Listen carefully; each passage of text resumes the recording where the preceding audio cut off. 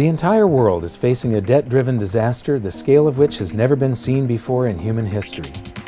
The situation is now so severe that we're left with only two options: default on our debt or inflate it away.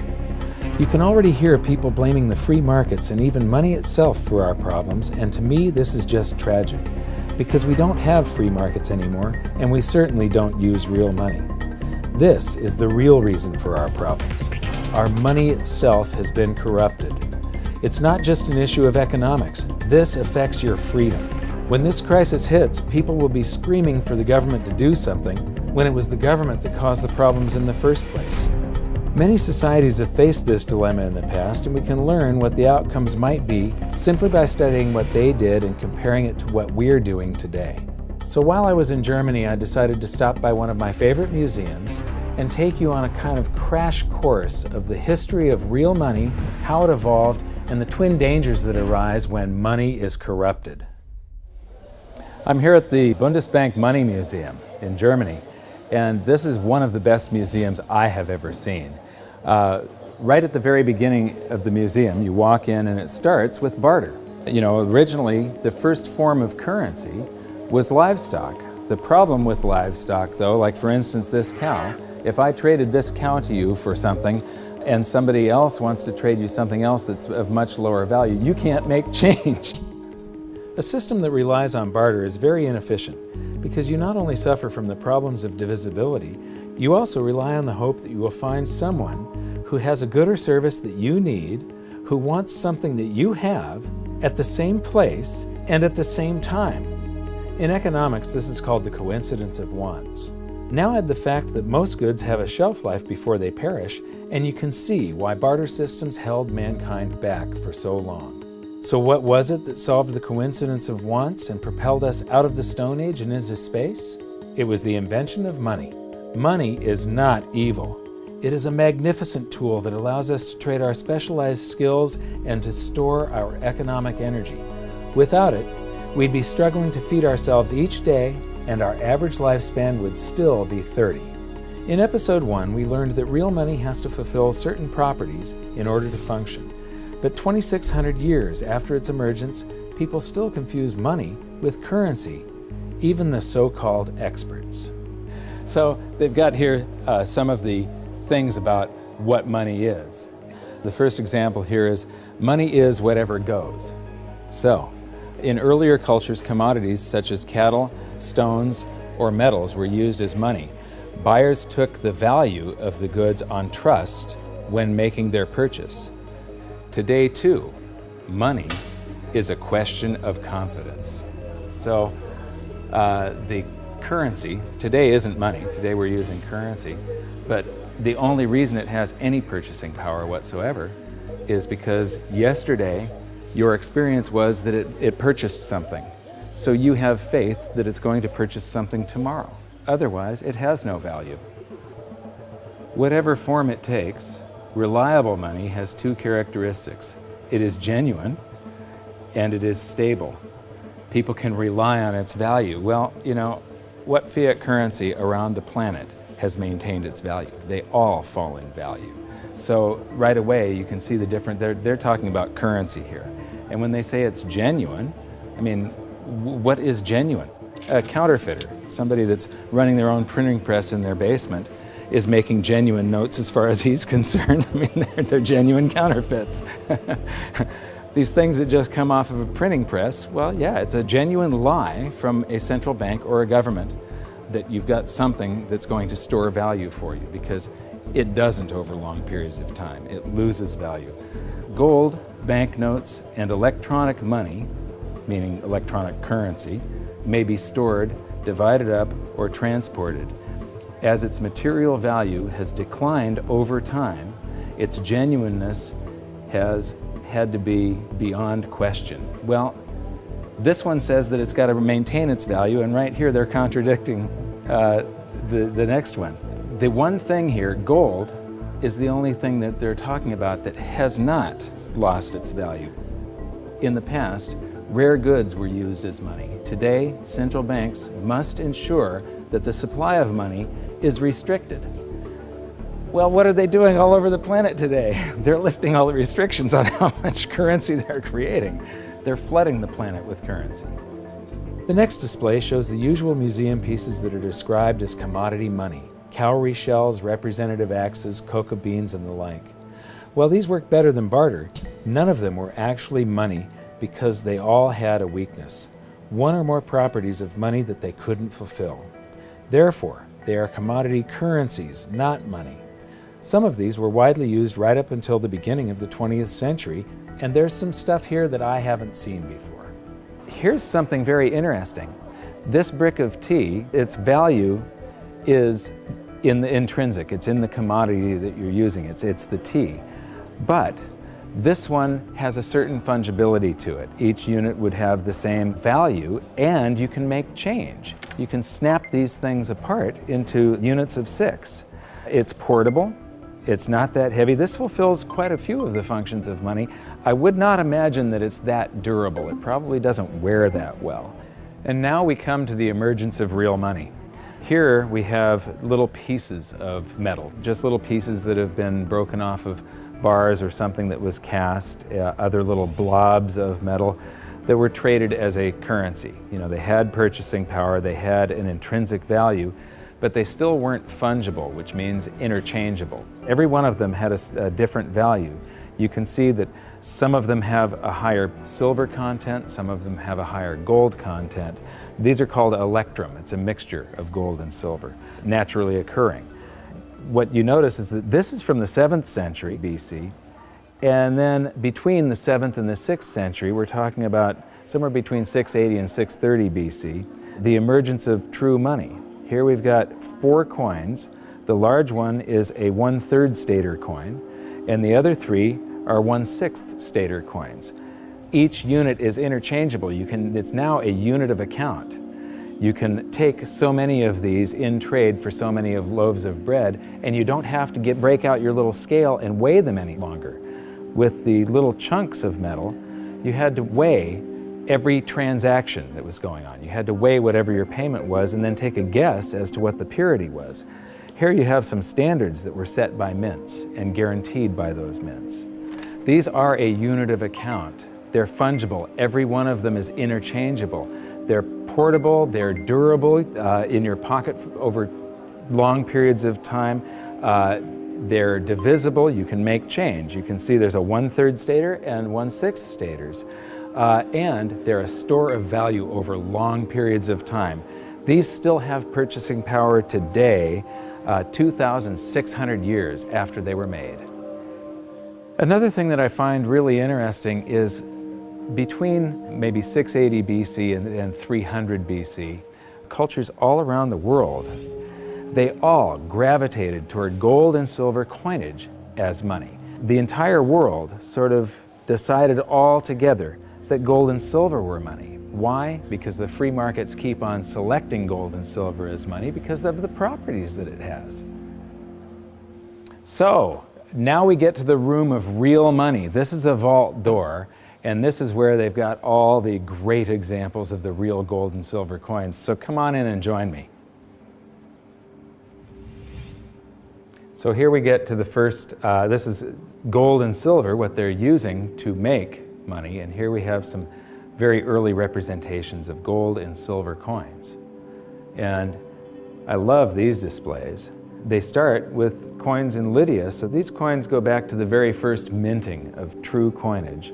So here we have starting in the 6th century BC, and then it goes up to the 3rd century, and then from the 5th to the 11th century, and the 13th to the 15th century. And these displays just go on and on with the history of real money, gold and silver. Here is 17th and 18th century. Here we come to the 19th century, and now we're all the way up to the 20th century here. And here we come to our first example of government-issued fiat currency. This is from China. This is from 1375. And what's interesting is I have a chart that compares the value of the paper currency in China compared to silver. And there was a hyperinflation of this currency. It wasn't backed by anything. It wasn't backed by taxes. It wasn't backed by anything in the Treasury. They could just print this. And so this went into a hyperinflation because the government was just running its budget by just doing deficit spending by printing.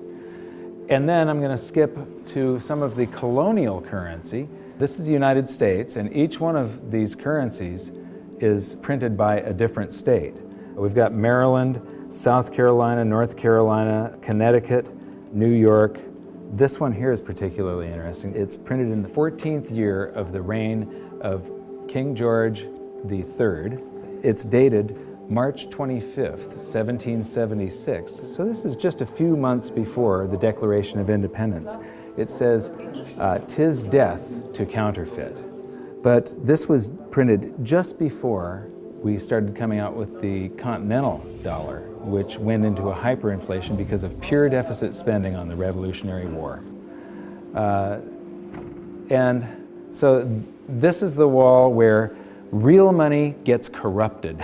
This is where it all turns to paper, which sometimes is backed by something, but it can be a lie. They can print more than they have of the stuff to back it. As we learned in Episode 2, one of the first things a country does at the outbreak of war is to suspend redemption rights so that their currency is no longer redeemable in gold. This is exactly what Germany did before World War I. After losing the war, they suffered through one of the worst hyperinflations on record when they were burdened with massive reparation payments to France and the Allies. These heavy penalties stifled the German economy and brought it to a standstill, leaving the country with the same two choices all indebted nations have faced throughout history: default on their debt or inflate it away. Defaulting was not a viable option, as they were completely impoverished, weakened, and surrounded by armed forces ready to take their land. Since their currency was no longer tied to gold, it was decided to light up the printing presses and inflate their way out, paying the debts with new currency created out of thin air. This had drastic consequences. Check out some of this Weimar currency. The display starts with one mark that actually purchased something, but soon the notes rise to the thousands, then the millions, then the billions, and finally the trillions. It's mind-blowing. You'll notice that I'm laughing a little bit as we move through the museum, but I'm not laughing at the people. I'm laughing at the stupidity of central banks and of governments and how we never seem to learn from history. Okay, this is an example of different currencies used during the hyperinflation, and they call some of it inflation money and emergency money. This is interesting. They figured the way out of hyperinflation was to print more. So in 1923, the value of money fell by 50% or more per day. So that means prices are doubling every day if it's falling by 50%.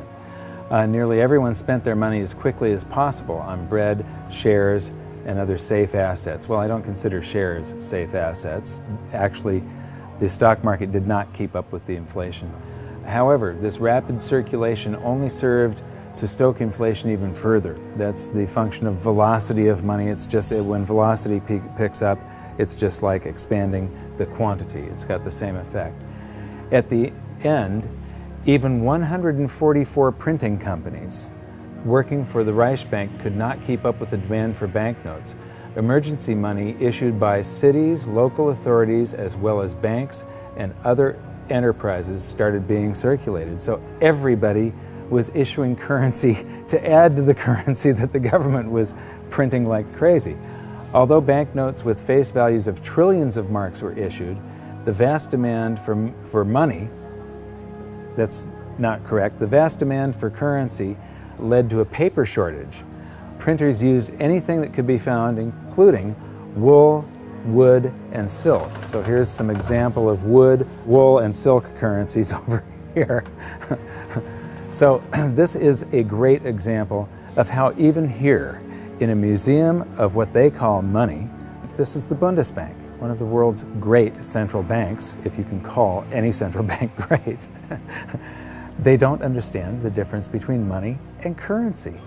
They're calling all of this money, and it has nothing to do with money. This is just a promise. It was a promise to pay money at one point, and then it was a broken promise. People will have faith in these government-created currencies, and it allows governments to basically rob their own people. The government erased the debts that they had left over from World War I by just hyperinflating the currency, and basically that transfers all the wealth of the middle class to the government. The government inflated away the debts, but they also inflated away the prosperity of their entire population.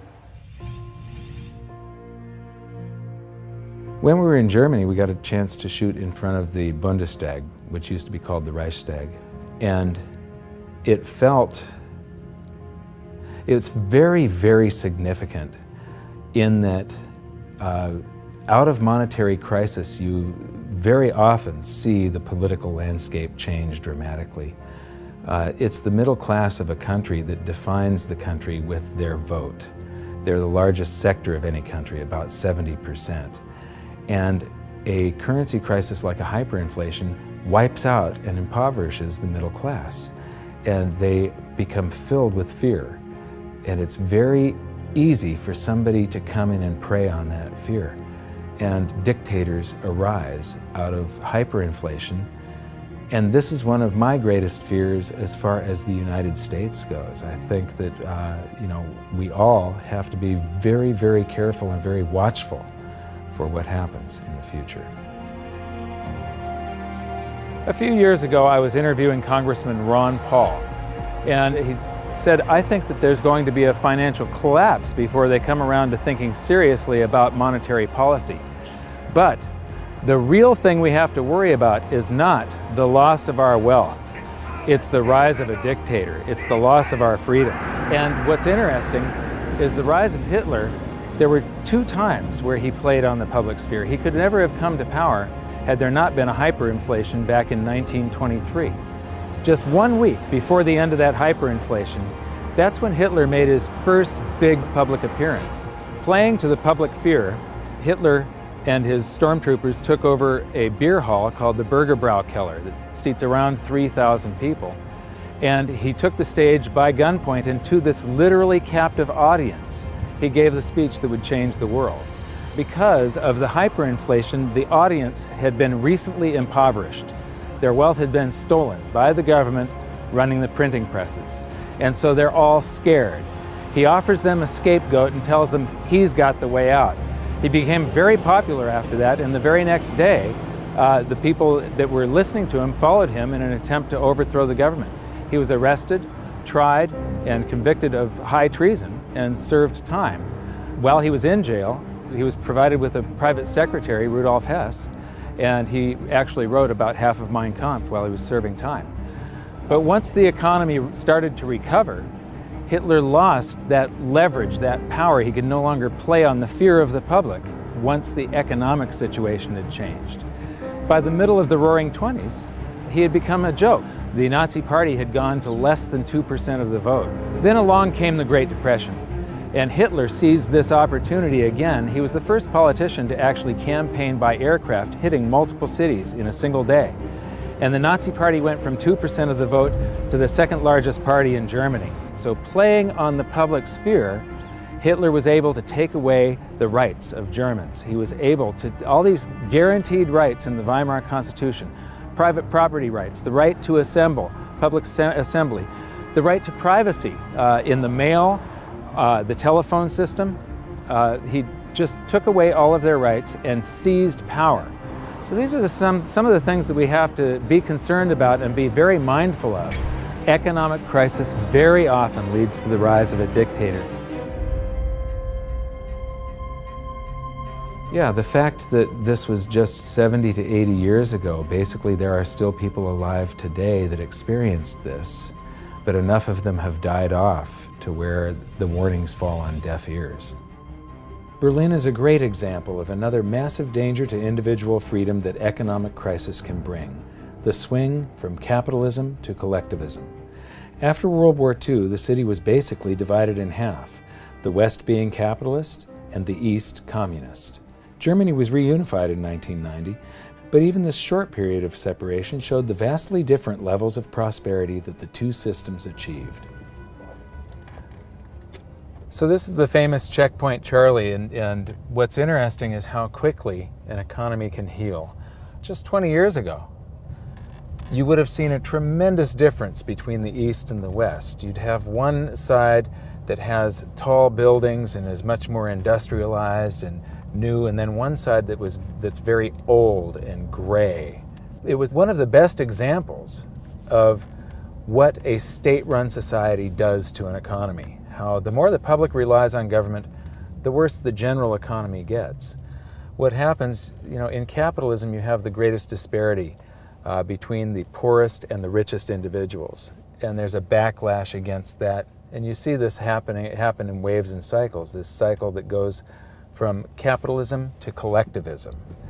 Here, the example, you had this line going right through a city, and one side of the city that was very poor, and the other side prosperous by comparison. Now, when we go toward collectivism, they want to eliminate this great disparity between the poorest and the richest individuals. But what happens isn't that they raise the standard of living for the poor up here. They drag the whole economy down so that everybody ends up living down here, except for the people that are running the government. Collectivism is a danger because we've proven time and time again that it doesn't work. The evidence is in. If you look at history, it's clear that maximum prosperity can only be achieved through individual freedom, free markets, and sound money. You'd think that we'd learn from history, but I'm going to show you a few more displays from the museum that prove conclusively we haven't. And this is where we are today. This is a sheet of 50-euro notes, and these come out of the printing press, bam, bam, bam, bam, bam, just like those notes did. And the entire world today is sort of, every central bank across the planet is creating currency like crazy right now. I think we're going into a deflation, so they're trying to stave off deflation right now by printing their way out of it. So here we've got some examples of the technology that governments around the world are putting into their counterfeit currency so that the public can't counterfeit the currency that the governments are now counterfeiting. So you've got all these holograms and watermarks and different threads and different types of paper. And then here's this big old printing plate where they pop these things out a mile a minute. And right now they are hyperinflating the base money around the world, the paper money. We're going into a deflation, though, of the credit money, the voodoo hocus pocus currency that the banks just type into the computer. That's starting to collapse, where this stuff is expanding. So we learned in episode 4 that modern currency creation is a complete scam, but a whole lot of people had trouble believing that it could be true. The European Central Bank has this awesome display that shows you exactly how it's done, and it's basically the same as our episode 4. So here's a quick recap thanks to the ECB. Basically, the central bank and the Treasury swap IOUs. The central bank writes a check and the Treasury issues a Treasury bond, which is an IOU, and that creates currency, and then it gets, somebody is paid, it gets deposited into a bank account, and 1,000 marks, they would hold 10%. So right here, they're already telling you that his bank account is a lie. He deposited 1,000 in it. They only withhold 100 in case he wants some of that. And then they loan out 900, which then she buys something from this guy, he deposits the 900. They borrow 90% of that and leave just 10% on deposit for him. And the result is that it expands. Every 1,000 ends up creating 10,000, or every $1 creates $10. And they've got the result here. It's all sort of a voodoo hocus pocus scheme. One of the great things that I've noticed here is that throughout the museum they keep on proving the point that even though this is the Bundesbank Museum, they prove the point that fiat currencies that come off of a printing press eventually go to zero, that they're really worthless. This says the ideal goal of all monetary systems was to ensure that money is trustworthy and kept in short supply. Metal-based currencies restrict the money supply because metal deposits are naturally limited. However, during the Industrial Revolution in the 19th century, the rapidly growing economy needed a means of payment which could adapt flexibly to this growth. Baloney. You can have a fixed currency supply, and when you have economic growth, it means that the currency gains in purchasing power. In the 20th century, uncovered currencies, meaning unbacked currencies, have been the norm. In principle, the money stock could grow unchecked. This is why central banks must ensure that the money stock is in line with economic growth. Yeah, right. So here we've got my buddy Milton. Actually, Milton was sort of a semi-free market economist. He won the Nobel Prize, so he's considered the dean of the Chicago School of Monetary Thought, which are monetarists. They believe that we should have a Federal Reserve and it should expand and contract the currency supply to achieve stable prices. One of the problems with Keynesians and monetarists and so on is that they think you should expand it and contract it, but they never contract it. They just, Keynesian, you're supposed to spend when the economy is bad, the government's supposed to spend and stimulate, and then withdraw currency from circulation to keep us from going into a bubble caused by the expansion of credit and the spending that they did during the bad portion of the economy. So they take this rubber band and they stretch it, and it's supposed to come back, but they never do that. They just keep on stretching it to infinity. And here we are, right now, where we are in the world is that rubber band is about to snap with every currency on the planet. And so I'm instability, I'm in deflation, inflation. Let me see, I'm going to cause a hyperinflation. Oh, it just went off the inflation scale. I guess I did cause a hyperinflation. Oops. And now the whole thing is collapsing.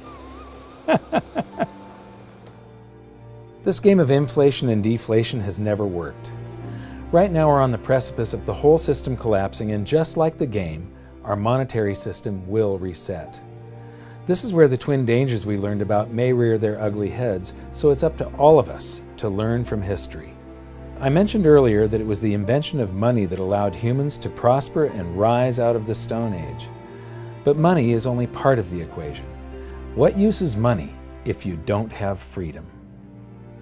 So what's going to happen? Will we default or inflate our way out of the mess we're in? Since 2005, I've been stating publicly, and I also wrote in my book, that I believe we're headed toward a series of events involving a short-term deflation followed by a big inflation or hyperinflation. If you really want to learn how this inflation might affect you and your family, join me at hiddensecretsofmoney.com for this episode's exclusive presentation. It's a special video that shows where I believe we are on this economic roller coaster of a ride and how I think it'll play out. So for now, what can you do? 1. Share this video on social media and subscribe to our YouTube channel. 2. Educate yourself by watching the rest of this series. And 3. Take action to protect yourself and your family. Learn what you can do at hiddensecretsofmoney.com. I'll see you there.